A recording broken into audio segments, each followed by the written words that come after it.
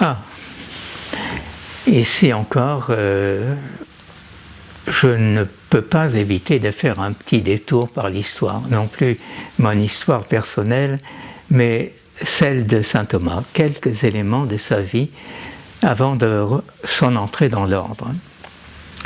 Vous savez qu'il est né vers 1225-1226, qu'il est originaire d'Italie, qu'il appartenait à une famille de petite noblesse.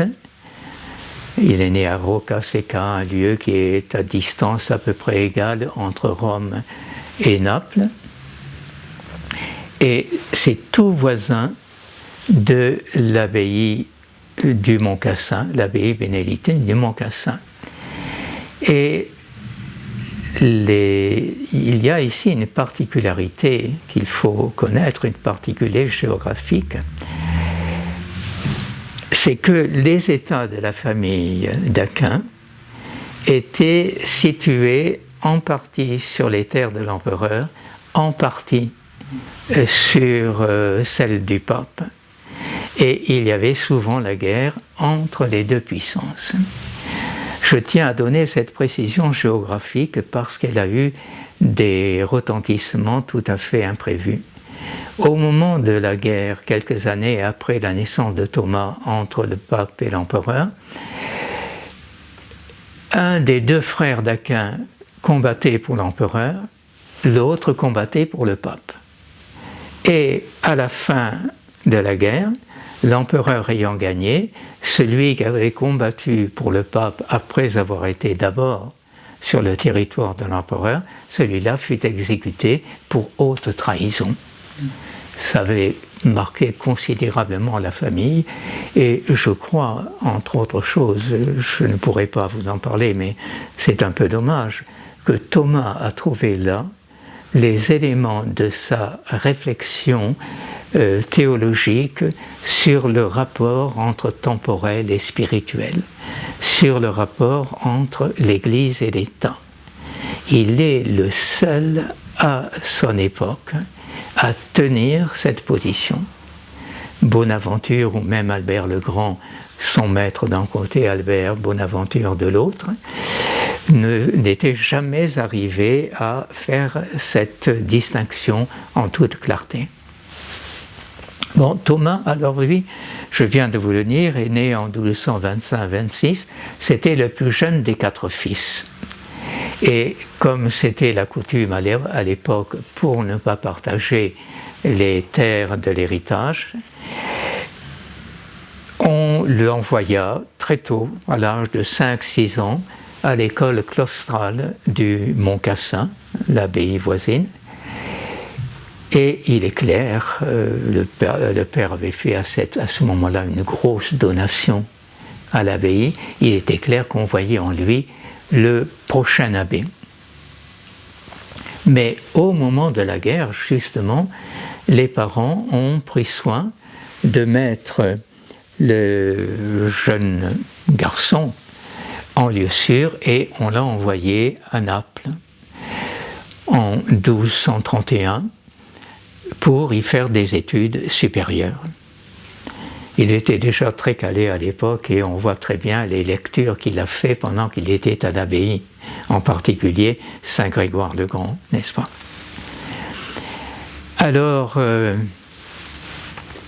à Naples, il y avait non seulement l'université, mais il y avait le couvent dominicain qui avait été fondé peu auparavant. Et donc, aller fréquenter, le jeune homme prit goût pour cet ordre, n'est-ce pas? Et une fois qu'il a pris l'habit, en avril 1244, c'est le plus probable, une fois qu'il a eu pris l'habit, les frères l'expédièrent à Paris pour un complément d'études. Mais c'est là que ça se complique un tout petit peu. C'est que ses parents ne savaient rien de ce qu'il avait fait. Et ils tentèrent alors de le récupérer. Et c'était le début d'une course-poursuite, comme on en voit dans les romans d'aventure ou autres, n'est-ce pas?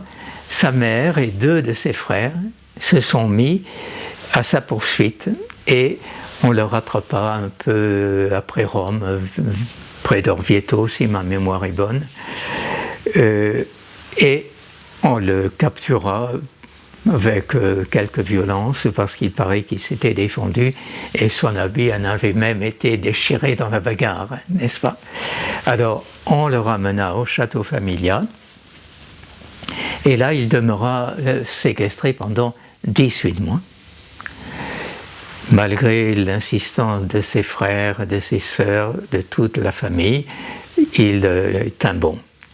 La famille le relâcha à l'été 1245 et Thomas repartit alors pour Paris en compagnie des frères bien sûr et il y arriva à temps pour l'année universitaire de 1245, c'est-à-dire pour la Saint-Michel le 29 septembre. C'était le début des cours. Il me semble qu'on peut discerner 3 raisons qui me paraissent assez sûres. D'abord, il y avait le goût de l'étude dans ce nouvel ordre. Il n'y a pas besoin d'insister beaucoup pour comprendre que Thomas a été séduit par cet aspect. Ensuite, on n'a pas assez remarqué, à mon avis, et d'ailleurs, j'en ai été frappé en préparant moi-même ce petit entretien, on n'a pas assez remarqué que c'était à l'époque un jeune homme de 18 à 19 ans. L'ordre, à cette époque, avait à peine 10 ans de plus que lui.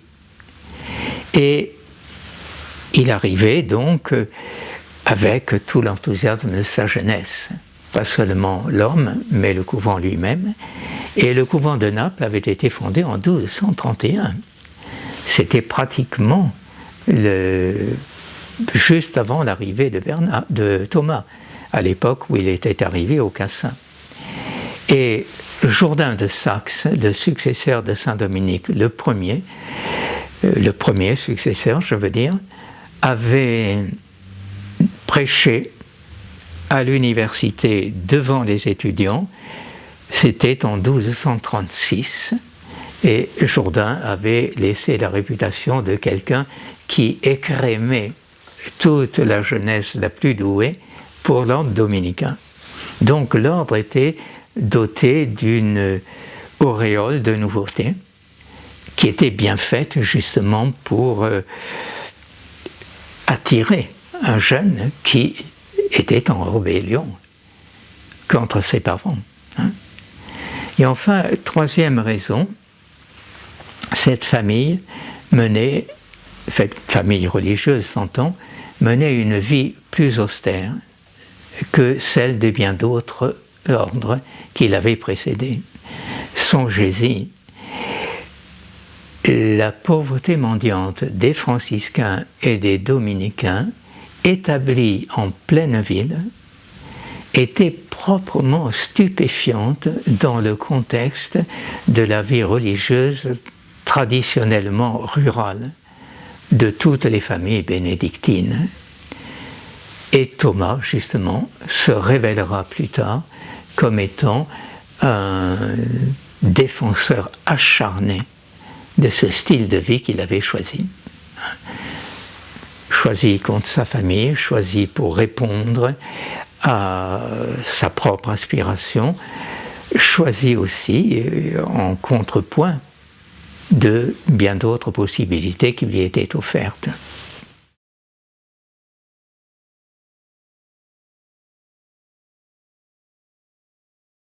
À vrai dire, j'ai cherché un mot moins fort, mais attention d'abord, première mise au point, je ne parlais pas de l'auteur. Je parlais du jeune, ce jeune homme qu'il était ailleurs, et et de ses sentiments possibles qu'il pouvait avoir au moment de ce choix qui allait être décisif pour toute sa vie. Alors, je vous demande, comment fallait-il nommer cette attitude? En rébellion contre ses parents, il va choisir quelque chose de tout différent de ce qu'on avait souhaité pour lui. Comment nommer le fait de choisir un ordre peu connu, qui n'a pas de bien et qui refuse même d'en posséder? Comment qualifier la fuite devant sa mère, qui le poursuivait pour changer d'option, n'est-ce pas? Et encore, comment peut-on parler de ce refus obstiné dans lequel il persévéra pendant 18 mois, une fois qu'il a été repris. Je cite volontiers le mot du Père Chenu: le choix de l'ordre dominicain pour saint Thomas, c'est l'équivalent du geste de François d'Assise, se dépouillant de ses vêtements les plus riches sur la place d'Assise en public. C'est autant de gestes significatifs, n'est-ce pas? Mais il y a autre chose. Sans parler de rébellion à proprement parler par la suite du temps,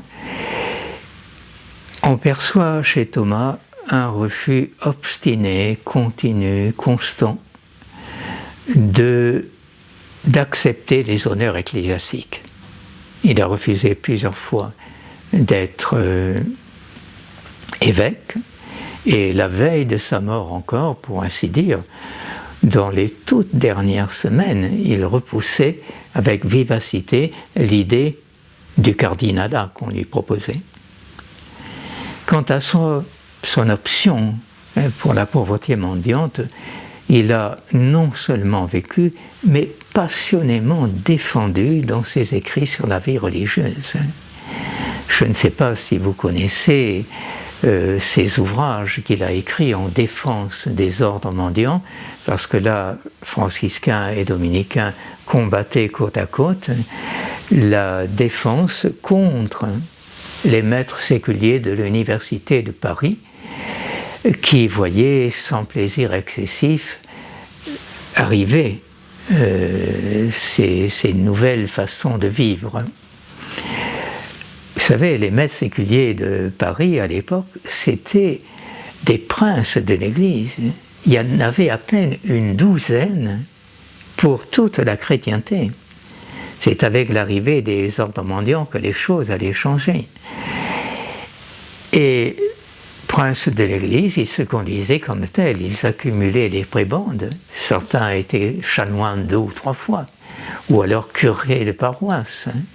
Ils n'avaient jamais mis les pieds dans leur paroisse, mais ils sous-traitaient, comme on dit aujourd'hui, n'est-ce pas, cette charge à quelques pauvres clercs qui n'avaient rien pour vivre, mais alors que la charge rapportait 1000 francs, disons, au titulaire en titre, lui, le malheureux qui allait faire le travail recevait 100 francs, disons. C'est à peu près de cet ordre-là.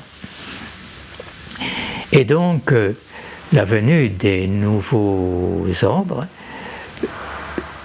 les dérangeait passablement, et on leur contestait le droit de mendiller et plus encore le droit d'enseigner. Et à côté de cela, donc, dans ces écrits dont je vous parle, il y a des choses bouleversantes sur la pauvreté du Christ. Et on sent que ça, c'est vécu de l'intérieur.